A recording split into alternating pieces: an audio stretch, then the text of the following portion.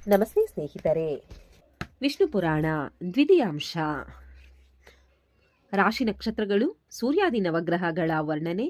ಮೈತ್ರೇಯರು ಪರಶರರಲ್ಲಿ ಭೂಲೋಕ ಮೊದಲಾದ ಲೋಕಗಳ ವಿಷಯವನ್ನು ವಿವರವಾಗಿ ತಿಳಿಸಲು ಕೋರಲು ಪರಶರರು ಹೇಳತೊಡಗಿದರು. ಮೈತ್ರೇಯ, ಭೂಮಿಗೆ 1,00,000 ಯೋಜನ ದೂರದಲ್ಲಿ ಸೂರ್ಯಮಂಡಲವಿದೆ. ಹಾಗೆಯೇ ಸೂರ್ಯನಿಂದ 1,00,000 ಯೋಜನ ದೂರದಲ್ಲಿ ಚಂದ್ರಮಂಡಲವಿದೆ.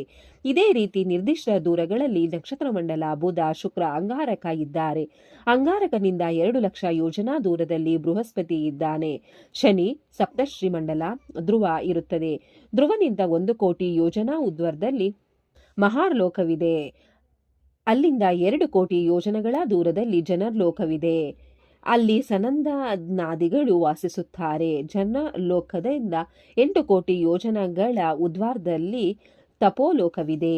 ಆ ಲೋಕದಿಂದ 12,00,00,000 ಯೋಜನಗಳ ದೂರದಲ್ಲಿ ಉದ್ವಾರ್ಧದಲ್ಲಿ ಸತ್ಯಲೋಕವಿದೆ. ಅದು ಬ್ರಹ್ಮಲೋಕ. ಅಲ್ಲಿ ಯಾರಿಗೂ ಮರಣವಿಲ್ಲ. ನಾವು ನಡೆದಾಡುವ ಪ್ರವೇಶವೇ ಭೂರ್ಲೋಕ. ಭೂಮಿಯಿಂದ ಸೂರ್ಯಮಂಡಲದವರೆಗಿನ ಸಿದ್ಧಾದಿ ಮುನಿ ಸೇವಿತ ಪ್ರದೇಶವೇ ಭೂವರ್ಲೋಕ. ಸೂರ್ಯಮಂಡಲಕ್ಕೂ ಧ್ರುವನಿಗೂ ನಡುವೆ ಇರುವ 14,00,000 ಯೋಜನಾ ವಿಸ್ತಾರವಾದ ಪ್ರದೇಶ ಸರ್ವಲೋಕ. ಈ ಭುವ ಹಾಗೂ ಸುವರ್ಲೋಕಗಳು ಕೃತಕ, ಜನ, ಮಹ ಹಾಗೂ ಸತ್ಯಲೋಕಗಳು ಆಕೃತಕ. ಆಕೃತಕ ಅಂದರೆ ಪ್ರತಿ ಕಲ್ಪದಲ್ಲಿಯೂ ಹುಟ್ಟುವ ಮತ್ತು ಆಕೃತಕ ಲೋಕತ್ರಯಗಳ ನಡುವೆ ಮಹಾಲೋಕವಿದೆ. ಬ್ರಹ್ಮಾಂಡವು ಜಲದಿಂದ ಆವೃತವಾಗಿದ್ದು ಜಲದ ಹೊರಗೆ ಅಗ್ನಿ ಇದೆ. ಅಗ್ನಿಯು ವಾಯುವಿನಿಂದಲೂ ವಾಯು ಆಕಾಶದಿಂದಲೂ ಆವೃತವಾಗಿದೆ. ಆಕಾಶ ಭೂತಾದಿಯಾದ ಅಹಂಕಾರ ತತ್ವದಿಂದಲೂ ಅಹಂಕಾರ ತತ್ವ ಮಹಾತತ್ವದಿಂದಲೂ ಒಳಗೊಂಡಿದೆ. ಮಹತ್ತನು ಪ್ರಧಾನವು ಆವರಿಸಿಕೊಂಡಿದೆ. ಪ್ರಧಾನದಲ್ಲಿಯೇ ಶತಕೋಟಿ ಸಹಸ್ರಕೋಟಿ ಬ್ರಹ್ಮಾಂಡಗಳಿವೆ. ಪ್ರಧಾನದಲ್ಲಿ ಪುರುಷನಿದ್ದು ಅವನು ವ್ಯಾಪಕನೂ ಸ್ವಯಂ ಪ್ರಕಾಶನೂ ಆಗಿದ್ದಾನೆ. ಪ್ರಕೃತಿ ಪುರುಷರು ಜಗನ್ನಿಯಾಮಕನಾದ ವಿಷ್ಣು ಶಕ್ತಿಯಿಂದ ಕೂಡಿದ್ದು 2ರ ಸಂಯೋಗ ವಿಯೋಗಗಳಿಗೂ ವಿಷ್ಣು ಶಕ್ತಿಯೇ ನಿಮಿತ್ತ. ವಿಷ್ಣುವೇ ಪರಬ್ರಹ್ಮ. ವಿಷ್ಣುವಿನಿಂದಲೇ ಈ ಸಮಸ್ತ ಜಗತ್ತು ಹುಟ್ಟಿದೆ. ಆತ ಅಖಿಲಾಂಡ ಕೋಟಿ ಬ್ರಹ್ಮಾಂಡ ನಾಯಕ. ಈ ಜಗತ್ತು ಅವನಲ್ಲಿಯೇ ಇದ್ದು ಅಲ್ಲಿಯೇ ಲಯ ಹೊಂದುತ್ತದೆ. ಸತ್ಯ ಅಸತ್ ಪರಮಪದ ಬ್ರಹ್ಮ ಎಲ್ಲವೂ ವಿಷ್ಣುವೇ. ಯಜ್ಞವೂ ಅವನೇ, ಯಜ್ಞ ಫಲವೂ ಅವನೇ. ಎಲ್ಲವೂ ಅವನಲ್ಲಿಯೇ ಲಯವಾಗುತ್ತದೆ, ಅವನಲ್ಲಿಯೇ ಇರುತ್ತದೆ. ಸೂರ್ಯನ ರಥವೇ 9,000 ಯೋಜನಗಳ ವಿಸ್ತಾರವಿದೆ. 7 ಛಂದಸ್ಸುಗಳು ಈ ರಥದ ಕುದುರೆಗಳು. ಮನಸೋತ್ತರ ಗಿರಿಯ ಪೂರ್ವದಲ್ಲಿ ಇಂದ್ರನ ಪಟ್ಟಣವು, ದಕ್ಷಿಣದಲ್ಲಿ ಯಮನ ಪಟ್ಟಣವು, ಪಶ್ಚಿಮದಲ್ಲಿ ವರುಣ ಹಾಗೂ ಉತ್ತರದಲ್ಲಿ ಚಂದ್ರನ ಪಟ್ಟಣ ಇವೆ. ಸೂರ್ಯನು ಹಗಲು ರಾತ್ರಿಗಳ ವ್ಯವಸ್ಥೆಗೆ ಕಾರಣನಾಗಿದ್ದಾನೆ. ಸಮಸ್ತ ದಿಕ್ಕುಗಳಲ್ಲಾಗಲಿ ವಿದಿಕ್ಕುಗಳಲ್ಲಾಗಲಿ ಅಲ್ಲಿನ ಜನರಿಗೆ ಸೂರ್ಯನು ಕಂಡಾಗ ಅದು ಸೂರ್ಯೋದಯ, ಸೂರ್ಯ ಕಾಣಿಸದಾದಾಗ ಸೂರ್ಯಾಸ್ತಮ. ಸೂರ್ಯನ ಕಿರಣಗಳು ಬ್ರಹ್ಮಸಭೆಯನ್ನು ಸೇರಿದಾಗ ಅವು ಬ್ರಹ್ಮದೇವನ ತೇಜಸ್ಸಿಗೆದುರಾಗಿರದೆ ಹಿಂತಿರುಗುತ್ತವೆ. ಕುಂಭಕರ್ಣ ಚಕ್ರದಂಚಿನಂತೆ ಸುತ್ತುತ್ತಾ ಸೂರ್ಯನು ಭೂಮಿಗೆ ಹಗಲು ರಾತ್ರಿಗಳನ್ನುಂಟು ಮಾಡುತ್ತಾನೆ. ಉತ್ತರಾಯಣದ ಆದಿಯಲ್ಲಿ ಅವನು ಮಕರ ರಾಶಿಯನ್ನು ಪ್ರವೇಶಿಸುತ್ತಾನೆ. ರಾಶಿಯಿಂದ ರಾಶಿಗೆ ಪ್ರವೇಶಿಸುತ್ತಾ ಕರ್ಕಟಕ ರಾಶಿಯನ್ನು ಸೇರಿದಾಗ ದಕ್ಷಿಣಾಯನವನ್ನು ಆರಂಭಿಸುತ್ತಾನೆ. ಯಾವ ಆಯನದಲ್ಲಿ ಹಗಲು ಸೂರ್ಯನ ಗತಿ ಮಂದವಾಗಿರುತ್ತದೋ ಆಗ ರಾತ್ರಿ ಹೊತ್ತು ಗತಿಯು ಶೀಘ್ರವಾಗಿರುತ್ತದೆ. ಅದೇ ಯಾವ ಆಯಾನದಲ್ಲಿ ರಾತ್ರಿ ಸೂರ್ಯನ ಗತಿ ಮಂದವಾಗಿರುತ್ತದೆಯೋ ಆಗ ಹಗಲಲ್ಲಿ ಅವನ ಗತಿ ಶೀಘ್ರವಾಗಿರುತ್ತದೆ. ಸೂರ್ಯನು ವಿಷ್ಣುವಿನ ಅಂಶವಾಗಿದ್ದಾನೆ. ಆದ್ದರಿಂದ ಸಂಧ್ಯೋಪಾಸನೆಯನ್ನು ಉಲ್ಲಂಘಿಸಬಾರದು.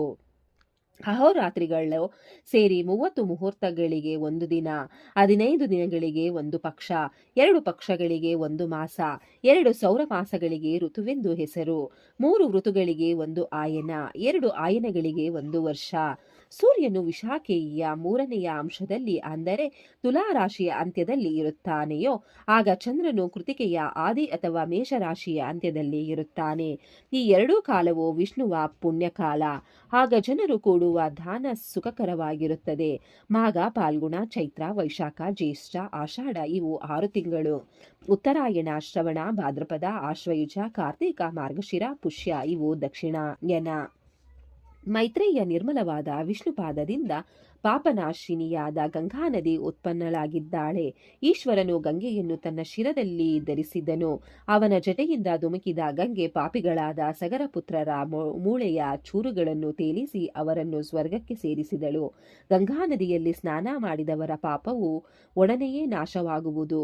ಪುತ್ರರು ತಮ್ಮ ಪಿತೃಗಳಿಗೆ ಗಂಗಾಜಲವನ್ನು ತರ್ಪಣವಾಗಿ ಕೊಟ್ಟರೆ ಅದು 100 ವರ್ಷಗಳವರೆಗೆ ಲಭ್ಯವಾಗದ ತೃಪ್ತಿಯನ್ನು ಕೊಡುತ್ತದೆ. ಗಂಗಾ ತಟಕ್ಕಾದಲ್ಲಿ ಭೂಪಾಲರು ಯಜ್ಞಯಾಗಾದಿಗಳನ್ನು ಮಾಡಿ ಪರಮಸಿದ್ಧಿಯನ್ನು ಪಡೆದಿದ್ದಾರೆ. 100 ಯೋಜನೆಗಳ ದೂರದಲ್ಲಿದ್ದು ಯಾರೇ ಆಗಿಲಿ ಗಂಗಾ ಎಂಬ ನಾಮೋಚ್ಚಾರಣೆ ಮಾಡಿದರೂ ಸಹ ಅಂಥವರು 3 ಜನ್ಮಗಳಲ್ಲಿ ಗಳಿಸಿದ ಪಾಪವನ್ನು ಗಂಗೆ ನಾಶ ಮಾಡುತ್ತಾಳೆ. ಗಂಗೆ ಉಗಮಿಸಿದ ಸ್ಥಾನ ಭಗವಾನ್ ಮಹಾವಿಷ್ಣುವಿನ 3ನೆಯ ಪರಮಪದವಾಗಿದೆ. ಪಿತೃಯಾನ, ದೇವಯಾನ, ಧ್ರುವಸ್ಥಾನ ಇವು ಕ್ರಮವಾಗಿ ವಿಷ್ಣುವಿನ 3 ಸ್ಥಾನಗಳು. ಮೈತ್ರೇಯ ಶಿಶುಕುಮಾರ ಆಕೃತಿಯಲ್ಲಿರುವ ನಕ್ಷತ್ರಮಯವಾದ ಒಂದು ರೂಪವು ಗಗನದಲ್ಲಿದ್ದು ಅದರ ಹೃದಯ ಸ್ಥಾನದಲ್ಲಿ ಮಹಾವಿಷ್ಣುವು ಆಧಾರವಾಗಿ ನೆಲೆಸಿರುತ್ತಾನೆ.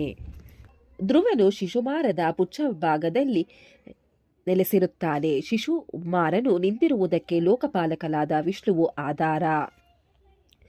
ಧ್ರುವವನ್ನಾಶ್ರಯಿಸಿ ಸೂರ್ಯನಿದ್ದು ಈ ಜಗತ್ತು ಸೂರ್ಯನನ್ನಾಶ್ರಯಿಸಿ ನಿಂತಿದೆ. ಮೇಘಗಳು ಮಳೆ ಸುರಿಸುತ್ತವೆ. ಚಂದ್ರನು ಸೂರ್ಯನಿಂದ ಭೂಮಿಯ ನೀರು ಹೀರಲ್ಪಟ್ಟದ್ದನ್ನು ವಾಯುಲಾಡಿಗಳ ಮೂಲಕ ಆಕಾಶದ ಮೇಘಗಳಿಗೆ ಸೇರುವನು. ರೋಹಿಣಿ ಮೊದಲಾದ ಎಲ್ಲಾ ನಕ್ಷತ್ರಗಳಲ್ಲಿ ಸುರಿಯುವ ನೀರು ನೇರವಾಗಿ ಸೂರ್ಯಕಿರಣಗಳು ಹೀರಿ ಸುರಿಸಿದ ಆಕಾಶ ಗಂಗಾಜಲ. ಇದು ಮನುಷ್ಯರ ಪಾಪಭಯ ನಿವಾರಿಸುವುದು. ಮೇಘಗಳಿಂದ ಸುರಿದ ಜಲಪ್ರಾಣಿಗಳು ಹಾಗೂ ಸಸ್ಯಗಳನ್ನು ಪೋಷಿಸುತ್ತದೆ. ಶ್ರೀಮನ್ನಾರಾಯಣನು ಶಿಶುಮಾರನ ಹೃದಯದಲ್ಲಿದ್ದು ಈ ಜಗತ್ತಿನ ಎಲ್ಲಾ ಪ್ರಾಣಿವರ್ಗವನ್ನು ಧರಿಸಿ ಪೋಷಿಸುತ್ತಿರುವನು. ಶಾಸ್ತ್ರವಿಧವಾದ ಮಾನವರು ಯಜ್ಞಗಳನ್ನು ಆಚರಿಸಿ ಪ್ರತಿದಿನ ದೇವತೆಗಳನ್ನು ಸಂತೋಷಗೊಳಿಸುತ್ತಾರೆ. ಸೂರ್ಯ ರಥಕ್ಕೆ ಸಂಬಂಧಿಸಿದ ಸಪ್ತಗಣವು ತಮ್ಮ ತಮ್ಮ ಸಮಯದಲ್ಲಿ ಚಳಿ, ಉಷ್ಣ ಹಾಗೂ ಜಲವೃಷ್ಟಿ ಇವುಗಳಿಗೆ ಕಾರಣವಾಗುತ್ತವೆ.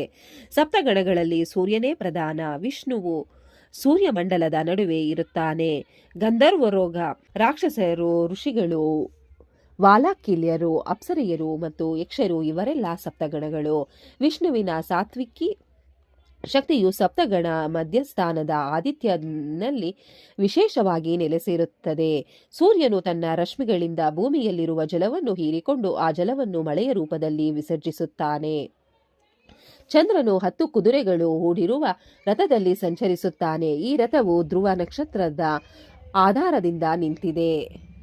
ಚಂದ್ರನು 10 ಕುದುರೆಗಳು ಹೂಡಿರುವ ರಥದಲ್ಲಿ ಸಂಚರಿಸುತ್ತಾನೆ.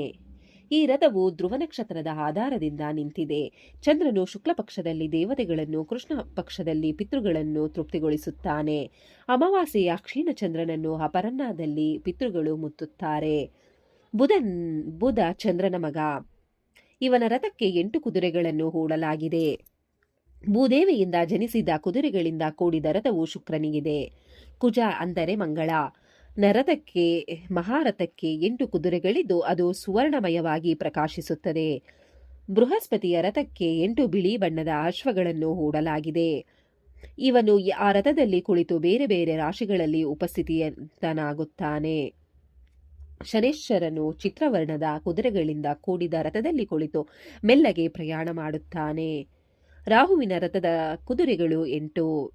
ಕೇತುವಿಗೆ ವಾಯುವೇಗವುಳ್ಳ 8 ಅಶ್ವಗಳ ರಥ ಇದೆ. ಹೀಗೆ ನವಗ್ರಹಗಳ ರಥಗಳಿರುತ್ತವೆ.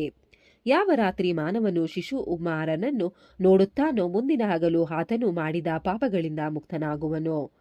ಜ್ಯೋತಿಗಳೆಲ್ಲ ವಿಷ್ಣು, ಲೋಕಗಳೆಲ್ಲವೂ ವಿಷ್ಣು, ವನಗಳು, ಗಿರಿಗಳು, ದಿಕ್ಕುಗಳು, ನದಿಗಳು, ಸಮುದ್ರಗಳು ಎಲ್ಲವೂ ವಿಷ್ಣುವೇ.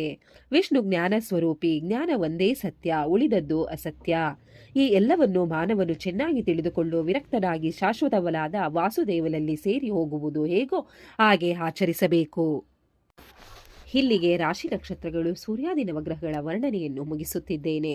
ಮುಂದಿನ ಅಧ್ಯಾಯದಲ್ಲಿ ಇನ್ನು ಕೆಲವು ಅಂಶಗಳನ್ನು ತಿಳಿದುಕೊಳ್ಳೋಣ.